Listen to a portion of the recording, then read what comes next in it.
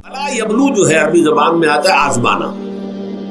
خلق الموت والحیات لیبلوکم ایکم احسن عملا. یہی معنی ابتلا کے بھی. ابتلا یبتلی آزمانا.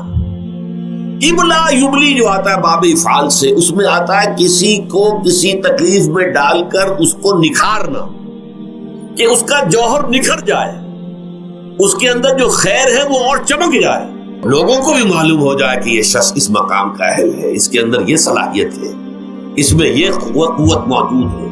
تو یہ گویا کہ اہل ایمان کی صلاحیتوں کو نکھارنے کے لیے اور ان کے درجات کی ترقی کے لیے بھی اللہ تعالیٰ دنیا کے اندر یہ مصیبتیں اور امتحانات جو ہیں آزمائش کے حوالے سے افراد پر بھی اجتماعی طور پر بھی لاتا ہے. اور ایک اس کا اور بھی ہے، اہل ایمان پر اس طرح کے ابتلاء و آزمائش کی ایک نوعیت اور بھی ہے، اور وہ یہ ہے کہ جو بھی آپ سے غیر ارادی طور پر یا یہ کہ آپ نے کوئی گناہ ارادی طور پر بھی کر لیا، اللہ تعالیٰ اس کی سزا اسی دنیا میں دے کر آخرت کی سزا سے محفوظ کر دے. گویا کہ اس سے بڑا خیر کیا ہوگا؟ یہاں کی سزا کیا ہے؟ جھیل لی آپ نے، بخار آ گیا، ٹانگ ٹوٹ گئی، چلیے 3 مہینے آپ بستر پر پڑے رہے نا، اور کیا ہوا؟ کچھ نہیں. لیکن یہ کہ آخرت کی سزا ملتی بہت عظیم ہو. لہذا کفارہ بناتا ہے اللہ تعالیٰ گناہ، جو بھی گناہ ہو گئے ہیں، غلطیاں ہو گئی ہیں، ان کا کفارہ اللہ تعالیٰ بندہ مومن کے لیے. حضور کی ایک حدیث ہے، اس کا متن مجھے اس وقت یاد نہیں ہے، کہ مومن کا معاملہ عجیب ہے. اسے کوئی تکلیف پہنچتی ہے، صبر کرتا ہے، اس کے گناہوں کا کفارہ بن جاتا ہے، اور اگر کوئی خوبی ملتی ہے اس پر اللہ تعالیٰ کا شکر ادا کرتا ہے، اس کے درجات بلند ہو جاتے ہیں. تو یہ معاملہ جو ہے اللہ تعالیٰ کی طرف سے بندہ مومن کے حق میں خیر، کہ در حقیقت اس کے ان گناہوں کی پاداش کہ جو اس نے یہاں کر لیے ہیں، یہی دنیا میں دے کر دھو دیا جائے، پاک کر دیا جائے. جیسے آپ کو معلوم ہے دھوبی جو ہے کپڑے کو بھٹی میں چڑھاتا ہے، گرم پانی میں ڈالتا ہے کہ ڈالتا ہے تاکہ اس کا میل نکلے، اس کے آگے پٹکتا بھی ہے ذرا اس کو تاکہ وہ میل اچھی طرح چھٹ جائے اس سے. اسی طرح اگر دنیا میں ہمارے میل چھٹ جائیں، دنیا میں اگر ہمارے گناہ دھل جائیں، تو یہ بڑے نفع کا سودا ہے، بڑے نفع کا سودا ہے، بڑے نفع کا سودا ہے. اس اعتبار سے آپ غور کیجئے کہ اگر یہ حقائق ہمارے سامنے رہے تو کیا کوئی تکلیف دنیا کی ہمیں بھاری محسوس ہوگی؟ ہمیں تو بتایا یہ گیا ہے کہ عسیٰ ان تکرہوا شیئا وہو خیر لکم وعسیٰ ان تحبوا شیئا وہو شر لکم واللہ یعلم وانتم لا تعلمون. ہو سکتا ہے کہ تم کسی چیز کو ناپسند کرو، ذرا آنے کہ اسی میں تمہارے لیے خیر ہے، تمہیں نہیں پتا، اور ہو سکتا ہے تم کسی چیز کو پسند کرو، ذرا آنے کہ اس میں تمہارا شر ہے، لیکن تمہیں نہیں معلوم. اللہ یعلم وانتم لا تعلمون، اللہ جانتا ہے تم نہیں جانتے. اس حوالے سے سبردم بتو مایا خیشرا خدانی حساب کم و بیشرا. اے اللہ، اس کو کہتے ہیں تفویض. یہ سورہ تغابن کے درس میں یہ تمام مضامین تفصیل سے آتے ہیں کہ ایمان کے جو باطنی ثمرات ہیں اس میں سب سے پہلے مقام رضا ہے، پھر تفویض، توکل ہے. آپ محنت کر رہے ہیں، محنت کر رہے ہیں، محنت کر رہے ہیں، نتیجہ نہیں نکلا. ایک نتیجہ یہ نکلے، ایک بچے نے بہت محنت کی، دن رات کام کیا، فیل ہو گیا امتحان میں. اب صدمے سے کمر ٹوٹ سکتی ہے اس کی، لیکن نہیں، ہو سکتا ہے کہ اللہ تعالیٰ نے اسی میں میرے لیے خیر رکھی، اس لیے کہ ہماری محنت سے کچھ نہیں ہوگا، ہمارے مادی وسائل سے کچھ نہیں ہوگا، ہوگا اللہ کے اذن سے، اللہ کی مرضی سے، اللہ کی مشیت سے. یہ ہمارے لیے خاص طور پر اس اعتبار سے بہت اہم نکتہ ہے. ہم سب راہ حق کے مسافر ہیں، اپنے اپنے بس پڑتے محنت کر رہے ہیں، وقت بھی صرف کر رہے ہیں، مال بھی صرف کر رہے ہیں، محنت کر رہے ہیں، مشقت کر رہے ہیں. لیکن فرض کیجئے جیسا کہ ہے، پھر واقع فرض کیا کیجئے، وہ تو واقع سامنے کی بات ہے، نتائج نکلتے نظر نہیں آ رہے، قدم نہیں بڑھ رہے، ہماری طرف لوگوں کا رجوع عام نہیں ہے. ٹھیک ہے، اس پر قطعاً بدل ہونے کی بات نہیں، یہ اللہ تعالیٰ کی مشیت میں ہوگا، جب وہ چاہے گا تب ہوگا. ہمارا کام یہ کہ اپنا فرض ادا کیے چلے جائیں بس، اور نتیجے سے بالکل ذہن کو اپنے منقطع کر لیں، ذہن کا کوئی تعلق آپ کے نتیجے کے ساتھ نہ رہے. یہ جب تک کیفیت ہماری نہیں ہوگی، ہم اس راہ پر استقامت اور مدام اس پر محنت اور جد و جہد کرنا جو ہے وہ ہمارے لیے ممکن نہیں رہے گا. اس کے لیے میں اگر آپ کے سامنے رکھوں معاملہ کہ حضور صلی اللہ علیہ وسلم کے جو پہلے 10 برس ہیں، جب سے آپ کو آغاز ہوا ہے وحی کا، اس کے بعد سے پہلے 10 برس دن رات کی محنت، شدید مشقت، یہاں تک کہ اللہ بھی روک رہا ہے نبی آپ اپنے آپ کو ہلاک کر لیں گے، لعلک باخع نفسک الا یکونوا مؤمنین، کیا آپ اپنے آپ کو اس صدمے میں ہلاک کر لیں گے؟ یہ مان نہیں لا رہے، اس قدر صدمہ۔ لیکن اس کے ساتھ یہ ہے، یہ نہیں ہے کہ نتیجہ نہیں نکل رہا تو کام چھوڑ کے بیٹھ جائے، نہیں، معاذ اللہ معاذ اللہ، نتیجہ نہ نکلے تو حضرت نوح علیہ السلام کی عمر بھی اگر حضور کی ہوتی 950 برس بھی حضور دعوت دیتے تھے، آپ کا کام تھا، آپ کا فرض تھا۔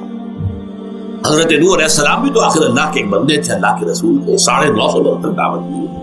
فَلَبِثَ فِيهِمْ أَلْفَ سَنَةٍ إِلَّا 50 عَامًا، یہ تو ہم مانتے ہی نا، اگر قرآن کے اندر نص قطعی صریح الفاظ نہ ہوتے کہ 950 برس تک رہے، ورنہ یہ بات سمجھ سے باہر آتا رہے۔ عام طور پر معلوم ہوتا ہے کہ اس دور میں ابھی عمر زیادہ تھی لوگ۔ بہرحال جو میں نے عرض کیا تھا کہ دکھ جس سے انسان متاثر ہوتا ہے، اس کی ایک قسم وہ ہے کہ جو ہمارے ارادہ اور اختیار سے باہر، اللہ کی مشیت سے، اللہ کے اذن سے، اللہ کی مرضی سے آتا ہے۔ اس کے لیے ہمارا کام صرف برداشت ہے۔ جو شے بھی ہمیں برداشت کی صلاحیت عطا کر دے وہی اس کا علاج ہے۔ جیسے آپ کو معلوم ہے کہ بخار بہت تیز چڑھا ہوا ہے، اس کی دوا نہیں ہے اسپرین یا کوئی اور پیراسیٹامول، بخار کی شدت کو کم کر دے، وہ کوئی علاج نہیں ہے۔ علاج تو ہوگا اگر معلوم ہو کہ کون سے جراثیم ہے، کس کی وجہ سے ہے، اس کا صحیح اینٹی بایوٹک کون سا ہے، وہ علاج ہوگا۔ یہ علاج نہیں ہے، لیکن اس کی شدت کی کمی اور اس کے اندر جو احساس ہے جھیل جانے کا، وہ انسان کے لیے آسان ہو جاتا۔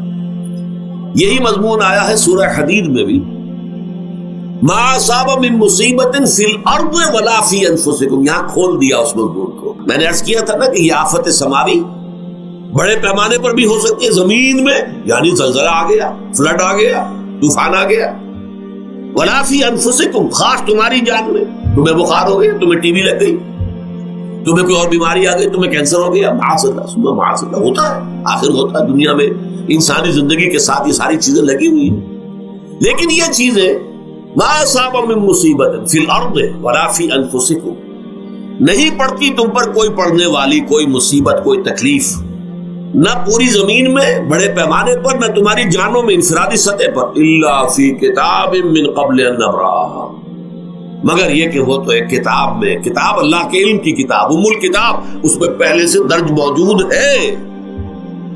یہ الٹ اپ نہیں ہو گیا، یہ اچانک نہیں ہو گیا۔ آپ اچانک سمجھتے ہیں کہ صاحب میں تو جا رہا تھا، اچانک ٹرک نے آ کے مجھے دھکا مار دیا۔ اچانک کوئی شے یہاں نہیں ہوتی، اس کائنات میں پتہ تک نہیں ہلتا جب تک کہ اس نے رب نہ ہو۔ اچانک کا کیا سوال؟ در حقیقت جو ہوتا ہے وہ اللہ تعالیٰ کے علم میں پہلے سے ہے، علم کامل، ما کان وما یکون، جو کچھ ہوا ہے، جو کچھ ہوگا، مستقبل، ماضی، کل کا کل، آنے واحد میں اللہ کے علم میں موجود ہے۔ لہذا یہاں اچانک کچھ نہیں ہوتا، جو بھی آیا ہے اللہ کے علم سے آیا، اور یہ پہلے سے اللہ کے علم کے اندر موجود تھا، لکھا ہوا تھا، الا فی کتاب من قبل ان نبرأھا ان ذلک علی اللہ یسیر۔ یہ تمہیں تو مشکل نظر آئے گا لیکن اللہ پر بڑا آسان ہے، اللہ کا علم کامل، ما کانا ما یکون کو آگی ہے۔ لِكَيْ لَا تَأْسَوْا عَلَىٰ مَا فَاتَكُمْ، تاکہ تم افسوس نہ کیا کرو ان چیزوں پر جو تم سے چھوٹ جائیں، جاتی رہے، چھن جائیں۔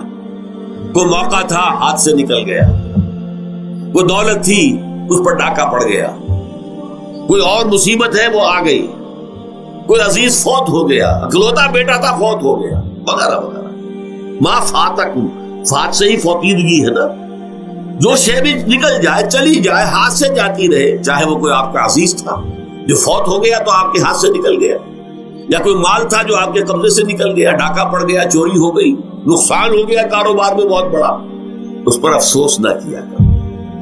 اگر افسوس کرو گے تو اس کا مطلب کیا ہوگا کہ تمہیں اللہ پر اعتماد نہیں ہے، یا تم سمجھتے ہو کہ اللہ کے سوا بھی کوئی ہے جو یہ کام کر سکتا۔ کائنات میں تو ایک ہی کی مرضی چلتی ہے، وہ ہے اللہ۔ لہذا اگرچہ وہ کسی کے ذریعے سے تکلیف آپ کو پہنچی ہے، کسی نے آپ کو پتھر مارا ہے، وہ پتھر ہو سکتا ہے آپ کو نہ لگتا، لگ گیا ہے تو اللہ کے فیصلے سے لگا ہے، اس کا باپ بھی نہیں پتھر مار سکتا آپ کو اگر اللہ کا اذن نہ ہو. لہذا آپ پتھر مارنے والے کو بھی مجرم سمجھیے، ٹھیک ہے، اس سے بھی قصاص لینے کا آپ کو حق ہے، لیکن یہ جان لیجئے کہ جو آیا ہے پتھر وہ اذن رب سے آیا.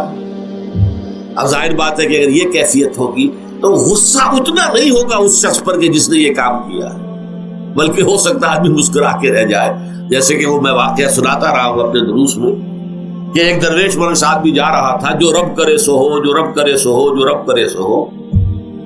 کسی شخص نے پتھر اٹھا کر دے مارا، اس کے سر پہ لگ گیا کہ اس نے پیچھے پلٹ کر دیکھا کس نے مارا. اس نے کہا مجھے کیا دیکھتے ہو، جو رب کرے سو ہو، یہ تو رب کے مارے سے. اس نے کہا مجھے تو یہ پتھر رب کے مارے ہی لگا ہے، لیکن میں دیکھ یہ رہا تھا بیچ میں کس کا منہ کالا ہو گیا، اپنے لیے کس نے ایک گناہ کما لیا، اپنے لیے کس نے ایک مصیبت جو ہے وہ مول لے لی، وہ بیچ میں تم آ گئے ہو. پتھر اللہ کی طرف سے آیا ہے، لیکن اس کا عذاب، اس کا وبال تم پر آ گیا.